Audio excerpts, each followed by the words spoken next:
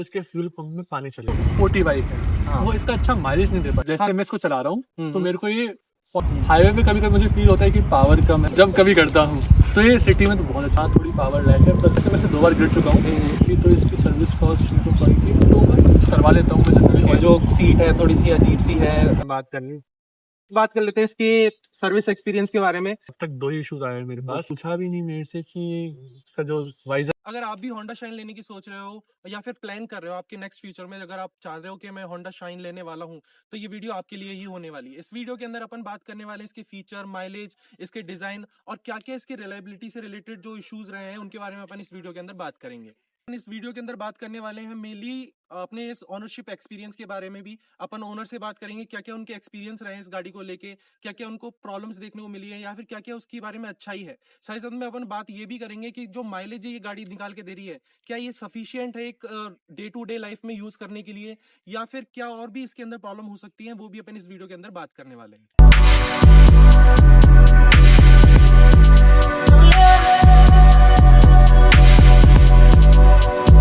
तो without wasting any time अपन start करते हैं इस गाड़ी के रिव्यू के साथ।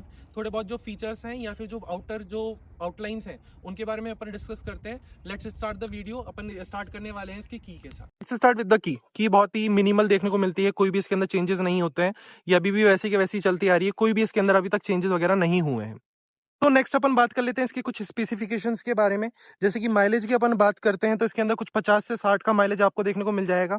साथ साथ में अगर इसके इंजन की बात करूं तो 123.94 सीसी का इंजन अपन को इसके अंदर देखने को मिलता है, जो कि इस बाइक के हिसाब से थोड़ा ठीक ही है। मैक्सिमम पावर जो ये जनरेट करता है वो 10.74 पीएस का पावर जनरेट करता है, और जो मैक्सिमम टॉर्क ये लेके आता है वो 11 एनएम का टॉर्क ही अपन को ऑफर करता है ये इंजन। और अगर अपन फ्यूल कैपेसिटी की बात करें तो इसके अंदर 10 लीटर्स का अपन को फ्यूल टैंक देखने को मिल जाता है। ये जो बाइक है या 2023 मॉडल है, अपन को इसके अंदर मीटर देखने को मिल जाता है, जो कि अपन को एनालॉग वाला देखने को मिलता था उस टाइम पे। तो अपन बात कर लेते हैं इसके कर्व वेट की, जो कि इसके 104 से लेके कुछ 105 तक का कर्व वेट रहता है, जो कि इसको बहुत काइंड ऑफ बोल सकते हैं अपन लाइट बना देता है, जो कि डे टू डे लाइफ के अंदर, सिटी राइड्स के अंदर अपन को बहुत ज्यादा हेल्पफुल होता है ये सब चीजें। कि मैं फ्रंट ब्रेक्स की या फिर जो अपना बैक वाला जो ब्रेक है उसकी बात करूं तो दोनों में अपन को ड्रम देखने को मिलते थे उस टाइम पे। और साथ साथ में ये कॉम्बी ब्रेक ऑफर करता है अपन को। कुछ इसके बेसिक से फीचर्स जो अपन ने अभी बात करी है ना, इंजन एयर कूल्ड अपन को देखने को मिलता है और एक अच्छी खासी पावर जनरेट करता है। और होंडा तो अपन को पता ही है, जाना ही जाता है एक अच्छे से रिलायबल इंजन के लिए और एक स्मूथ इंजन के लिए। नेक्स्ट अपन बात कर लेते हैं इसके ओनर से, वो क्या बोलते हैं इस गाड़ी के बारे में, उन्होंने क्या क्या इससे माइलेज निकाले हैं, क्या क्या इसके बारे में उनको प्रोज एंड कॉन्स वालों के बारे में पता लगा है, वो अपन बात कर लेते हैं इसके ओनर से। चलो फिर बात करते हैं इसके ओनर से, वो क्या बोलते हैं। Let's go. जो भी इनके ऑनर हैं उनसे अपन बात कर लेते हैं क्या क्या ये प्रोज एंड कॉन्स दे रही है इसके अंदर। So he is my friend Ashutosh Sharma, और ये जो गाड़ी है कुछ 3-4 साल से यूज कर रहे हैं इसके अंदर। अगर अपन अभी बात करेंगे इससे रिलेटेड कि क्या क्या इसके अंदर उनको अच्छी लगी या क्या क्या उनको चीजें जो है वो खराब लगी इसके अंदर। सो हाय आशुतोष। हेलो सर, कैसे हो? बढ़िया सर, आप बताओ कब से यूज कर रहे हो आप ये गाड़ी। ये गाड़ी लिए मुझे 4 साल हो गए। हाँ। और क्योंकि मेरे को एक डेली पर्पस के लिए बाइक चाहिए थी, so that why I pick shine.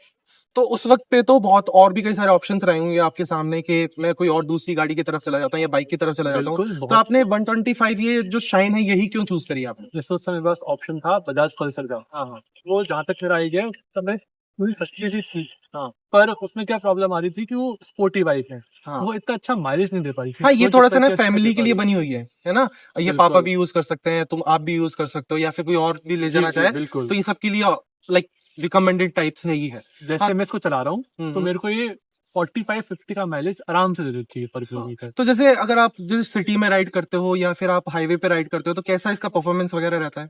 बहुत अच्छा परफॉर्मेंस है। हाईवे पे कभी कभी मुझे फील होता है कि पावर कम है क्योंकि स्पोर्ट्स बाइक नहीं है, हाँ हाँ। तो स्पीड उतना जल्दी रीच नहीं कर पाती, पर सिटी के लिए दिस इज परफेक्ट है। हाँ, क्योंकि ऑब्वियसली बात है ये 125 ये इतना ज्यादा इसके अंदर कुछ अपन एक्सपेक्ट जी, नहीं जी। कर सकते हैं। बट मैं एक चीज और आपसे पूछना चाहता हूँ कि जैसे आप ओवरटेक वगैरह करते हो गाड़ी वगैरह को, है ना, जैसे अपन सिटीज वगैरह में राइड करते हैं, तो उसके लिए क्या ये कंफर्टेबल है या फिर थोड़ा सा ये लैग कर जाती है वहां पे जाके। वैसे जनरली मैं ओवरटेक करता नहीं हूँ, पर जब कभी करता हूँ तो ये सिटी में तो बहुत अच्छे से ओवरटेक करती है। और गियर इसका बहुत स्मूथ शिफ्ट है, हाँ। तो मुझे कभी ऐसी प्रॉब्लम्स नहीं आती ट्रक्स को ओवरटेक करने में। तो जैसे इसकी इंजन परफॉर्मेंस की अपन बात कर लेते हैं कि जैसे अपन कभी चलाते हैं या फिर कभी आप थोड़ा सा हिल साइड जा रहे हो, तो तब क्या ऐसा लगता है कि कोई पावर लैग वगैरह हो रही है इसके अंदर। थोड़ा अगर स्टीप हिल पे जा रहे हो, जैसे कि अपन नाहरगढ़ वगैरह चले गए, ये सब चले गए, तो थोड़ा फील होता है कि हाँ थोड़ी पावर लैग है, बट बाकी कोई दिक्कत नहीं। और इंजन की अपन बात करें तो जैसे कि इंजन है, तो क्या थोड़ा वाइब्रेटिंग काइंड ऑफ इंजन है इसका थोड़ा सा, या फिर स्मूथ है एकदम? पेट्रोल इसको 12,000 किलोमीटर हो गए पर चलते हुए, अब तक ही नहीं, कोई प्रॉब्लम नहीं, और बहुत सेम गाड़ी। जैसे कि सेफ, कैसे आप सेफ बता रहे हो, तो कुछ एक्सपीरियंस आपके? देखिए कि अगर मैं कंपेयर करूँ तो मैंने काफी बार देखा है लोग गाड़ी से गिर जाते हैं, तो उनकी गाड़ी काफी डैमेज हो जाती है। हाँ, थोड़ा हैवी भी होती है, थोड़ा सा इसका कर्व वेट जो है 104 के समथिंग है, ज्यादा है नहीं। हाँ, जैसे मैं से 2 बार गिर चुका हूँ, आप देख सकते हैं मैं जिंदा खड़ा हूँ, अब कोई मेजर चोट नहीं लगी। और उसके बाद माइनर सर्विसेज लगी ठीक करने के लिए। तो आप कितना पीरियोडिकली इसकी सर्विस वगैरह करा लेते हो? क्या उसकी सर्विस Like, कॉस्ट वगैरह रहती है? वंस इन अ 2 मंथ करवा लेता हूँ मैं जनरली ऑयल चेंज वगैरह के लिए। और जैसे लास्ट टाइम गई थी तो इसकी सर्विस कॉस्ट मेरे को पड़ी थी 3,000 रुपीज। इतना कैसे हाइक आ गया? क्योंकि हाँ, मेनली गिर मैंने गई सुना है थी। तो आपने गिरा दी थी? थी। अच्छा। तो और मेरे को बताओ, जैसे कि अभी आप कितने किलोमीटर तक इसको रन कर चुके हो, जब तक अब तक? देखो जनरली जब मैं कॉलेज जा रहा था बीच में अभी पिछले 2 साल से, तो 50 किलोमीटर तो एटलीस्ट पर डे का रन होता ही होता। अच्छा। तो मतलब आपने कितना किलोमीटर चला दी? 12,000 समथिंग आपने चला दी इसके अंदर। तो अब तक आपको कुछ ऐसा लगा हो कि इसके अंदर ये पॉजिटिव पॉइंट रहा है, या फिर कुछ इसके अंदर ये नेगेटिव सा रहा है? पॉजिटिव पॉइंट है कि आपको कुछ लैग लगा हो इसको इसके अंदर? चलाते समय मैं दिमाग से फ्री हो जाता हूँ। ओके। मुझे ज्यादा ध्यान नहीं देना पड़ता कि भैया गियर शिफ्ट हो रहा है, भारी बाइक है, रोकने के लिए आपको बहुत इजी टू राइड बाइक है। पर कभी जैसे कॉलेज जल्दी आना होता है तो अंडर 45 हम चलाते हैं, उसमें तो फील होता है कि थोड़ा और ज्यादा पिकअप हो सकता था गाड़ी का। पर वही है, either you can choose sports और you can choose family bike. सही बात।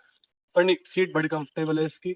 हाँ, मैं सीट के बारे में भी बात करने वाला था, क्योंकि जब अपन बैठ के जाते थे तो मैं ऑलवेज यूज टू कंप्लेन कि भाई ये जो सीट है थोड़ी सी अजीब सी है, अनकंफर्टेबल है। वैसे मैं मेरी बात करूं एज अ पिलियन, जो मैं पीछे बैठ के राइड करते थे अपन, तो मेरे को थोड़ी सी अनकंफर्टेबल लगती थी। हो सकता है ये कुछ लॉन्ग ड्यूरेशन के बाद इसका कोई जो कुशन है वो खराब हो गया हो, नहीं, बट मेरे को इसके साथ थोड़ा सा प्रॉब्लम तो रही है। देखिए है ना? आप है एक्टिव वाले लोग, ठीक है, आपकी सीट एकदम प्लेन। बाइक में थोड़ा कर्व तो चाहिए, पर हाँ आई श्योर यू कि अगर आप कोई स्पोर्ट बाइक बैठो, पल्सर वगैरह बैठो, तो उससे बहुत कंफर्टेबल है। सो मेरे को बताना, अगर किसी की जो बाइक वगैरह है उसके अंदर भी सेम कंफर्ट रिलेटेड इशू है या नहीं। मैं जब इसके अंदर पीछे बैठता था तो इसके अंदर थोड़ा सा मेरे को कंफर्ट इशू रहता था। अगर आपकी बाइक में भी है तो please let me know in the comment section. So अगर अपन बात करें और भी कई सारी चीजों के बारे में, माइलेज के बारे में अपन ने बात कर ली, इसके परफॉर्मेंस के बारे में अपन बात कर ली। आशुतोष, फिर अपन नेक्स्ट बात कर लेते हैं इसके सर्विस एक्सपीरियंस के बारे में। जब आप ऐसे होंडा में सर्विस कराना चाहते हो, पहले मैं बताइए होंडा में ही होती है ये सर्विस इसकी? हाँ, शुरुआत से? बिल्कुल। तो सारे जो भी पार्ट्स वगैरह चेंज ऑथराइज होते हैं? डीलरशिप कुछ भी बात। ठीक है। तो मेरे को एक बात बताओ कि जैसे अपन होंडा में जाते हैं सर्विस कराने, क्योंकि मेरा तो पर्सनली बहुत खराब एक्सपीरियंस रहा है होंडा के साथ, है ना, बट फिर भी आपका कैसा कुछ एक्सपीरियंस रहा है होंडा के साथ? देखिए इससे मेन अब तक 2 इश्यूज आए हैं मेरे पास। Okay. कि एक बार इसका एक्सीडेंट हुआ था, उसके बाद काफी दिन तक रखी रही थी, तो जब मैं इसको वापस स्टार्ट किया तो इसके फ्यूल पंप में पानी चले गया।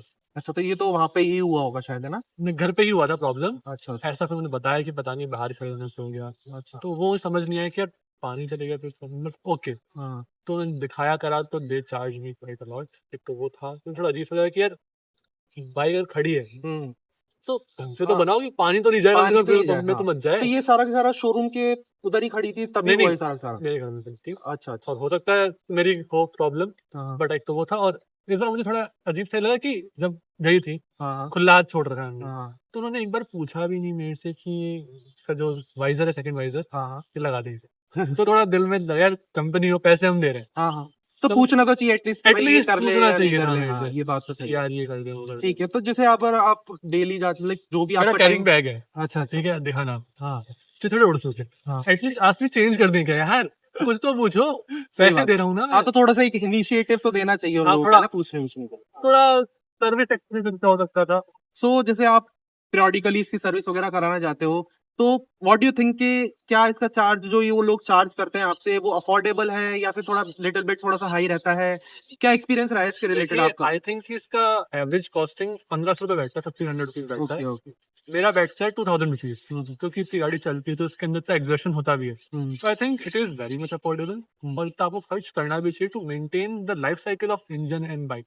हाँ, तो जैसे ये लोग जो ऑयल वगैरह है वो चेंज वगैरह करते हैं, तो डोंट यू थिंक कि ये 1000 किलोमीटर चलने के बाद थोड़े वाइब्रेशन इश्यूज बढ़ जाते हैं इसके अंदर, हाँ, है ना? I can agree. है ना, क्योंकि मैंने बहुत बार फील किया है अपनी गाड़ियों के अंदर कि है ना, एक 1000 किलोमीटर का सर्टेन एक टाइम पीरियड क्रॉस करने के बाद बिल्कुल। वो वाइब्रेशन वगैरह इंक्रीज हो जाता है, ये थोड़ा तो ये क्वालिटी में मैं इंप्रूव कर सकते हैं। एग्री करता हूँ इस बात से, क्योंकि रिसेंटली ऑयल चेंज हुआ हाँ तो इसके वाइब्रेशन बहुत कम हो गए, वरना ये क्या है, इसकी होंडा मैंने चीज नोटिस की है, 45 to 50 अराउंड हाँ जब गाड़ी चलती है हाँ तो वाइब्रेट करती है। हाँ, मैंने भी नोटिस करी, क्योंकि है ना? बिकॉज ऑफ माई एक्टिवा वहाँ पे भी 40 से 50 के बीच में कुछ कुछ वाइब्रेशन इश्यूज आते हैं। Late me know in the comment section अगर आपके भी ऐसे कुछ मेरे को मेरे वाइब्रेशन दोस्त इश्यूज ने वगैरह बताया आते था हैं। एक बार, बाकी पता नहीं मेरे को। हाँ, तो यही सब चीजें हैं। और मेरे को और कुछ ऐसा बताओ कि लाइक कुछ इसके अंदर कॉन्स वगैरह रहे हो, आपको थोड़ा खराबी लगा हो इसके अंदर, कि होंडा को कुछ ना कुछ इंप्रूव करना ही चाहिए था। जैसे मेरे को पर्सनली एक फील होता है कि जब ये इस टाइम पे आती थी गाड़ी, तो ये एनालॉग अपन को सिस्टम देखने को मिलता है ना। ये हाँ, थोड़ा डिजिटल हो सकता था उस टाइम हो पे, सकता था है ना, क्योंकि डिजिटल। ये तो चीज है ना ऐसी है जो डे टू डे लाइफ में अपन बहुत सारी यूज करते हैं। नो डाउट अभी तो जो नई होंडा आई से दिस एसटी आ रही है। दिस जो चीज है आप हाँ पूछ रहे हो, depend on person to person. हाँ और मेरे हिसाब से एनालॉग मेरे को ठीक है, हाँ। क्योंकि मुझे पता है कि जितना डिजिटलाइज करूंगा उतना मेरे को एक्सपेंस बढ़ेगा। नहीं, बट अगर जैसे अपन देखें इसके अंदर के भाई माइलेज दिख जाता है अपन को, है ना, हाँ। अपन गियर शिफ्टिंग पता लग जाती है प्रॉब्लम्स अपन तो को। है देखिए, हाँ but I think this goes for me. हाँ, तो मतलब वो I am old kind of satisfied. Vibe देने के हाँ, लिए ना। मेरे को अभी भी वही गाड़ी पसंद है जिसमें थोड़ा एनालॉग हो, हाँ क्योंकि डिजिटल का आई प्रेफर। जैसे हमारे पास एक इलेक्ट्रिक गाड़ी भी है, हाँ। तो कभी कभी उसमें ये दिक्कत आती है कि you are not fully aware कि सिचुएशन क्या चल रही है। डिजिटल क्या, आपको बार बार मेन्यू इंटरफेस चेंज करना पड़ता है। या यू आर। इसमें जो है यही है, आपको दिमाग लगाना पड़ता है, जो वो देख लें वो देख लें। सो एक चीज और मेरे को बताओ, जैसे और भी कई सारी प्रॉब्लम अगर आपने फेस करी हो, ऐसा कुछ रहा हो आपके एक्सपीरियंस में। प्रॉब्लम तो नहीं, बस इसका कौन है इसमें तो जो मेजरली लगता है, तो डिजाइन का लगता है। डिजाइन हाँ, डिजाइन थोड़ा रेट्रो काइंड ऑफ है, थोड़ा ओल्डिश काइंड ऑफ है, बट कई स्प्लेंडर बार है ना सूट भी स्प्लेंडर करता स्प्लेंडर टाइप का। बट आई थिंक इसके सबसे बड़ा जो प्रो है, जो हाँ। कि नहीं पता लोगों को जनरली, कि ये दोनों फ्यूल पे चल सकती है। पावर फ्यूल पे भी, जिसको हम बोलते हैं ड्राई फ्यूल, हाँ और जो लिक्विड फ्यूल आती है जिसमें अपना E10 है, हाँ दोनों पे माइलेज इसका हाँ, सूट कर जाती है आई स्टेबल है, हाँ, चेंज नहीं होता। तो I think this is good.